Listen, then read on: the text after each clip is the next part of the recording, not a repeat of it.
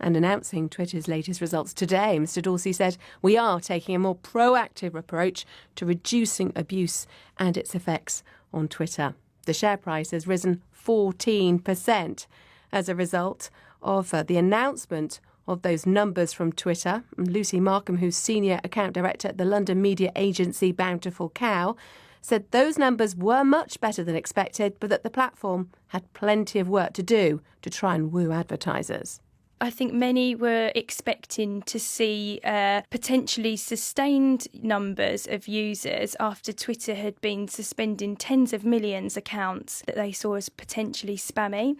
I don't think we saw or anticipated a net positive increase. It's testament to how the platform is already turning around what's been a negative image for quite a while, and users are potentially starting to feel more welcome and safe on the platform. And as far as revenue is concerned, what kind of features has Twitter introduced to try and boost that?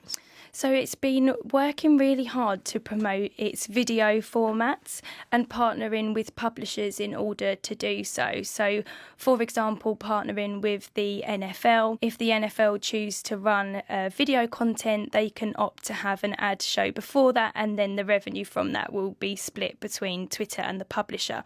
And that seems to be a successful model for them. Well, that was Lucy Markham from the London media agency Bountiful Cow. Let me bring in the BBC's technology reporter Jane Wakefield. Do you agree there with Lucy's assessment of what Twitter's been doing right? Well, it's certainly good news for Twitter, isn't it? More users, rising revenues. They've got to be happy with that. And the fact that they've been out there listening to people and joining in with the conversation is going to help. I thought it was interesting that they were going to move their model from counting people as monthly active users to monetizable daily active users. What does that mean? We'll have to wait and see the next results exactly what that means. But that does sound like they could perhaps see a fall off if they're going from a monthly register of users to daily. But perhaps it illustrates that they're confident that they're growing as a platform. So we heard a little earlier from Jack Dorsey at that TED conference.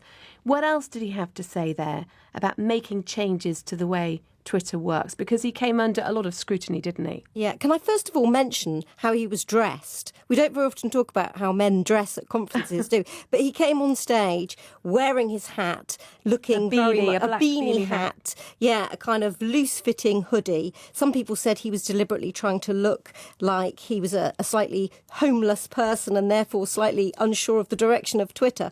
And it was also interesting, his body language. He barely made any facial recognition during the entire interview with the TED curator, Chris Anderson. This was really remarked upon by the delegates, both the way he was dressed and the way that he kind of looked, his lack of any sort of facial experience, facial gestures. But in terms of what he actually said, it was kind of stuff he's already said before, that they might demote likes and follows, that he kind of regretted the way the platform had developed. You know, if he was going to start again, he said he might not have follows, he might not have likes. This is all something that he's still looking at. Chris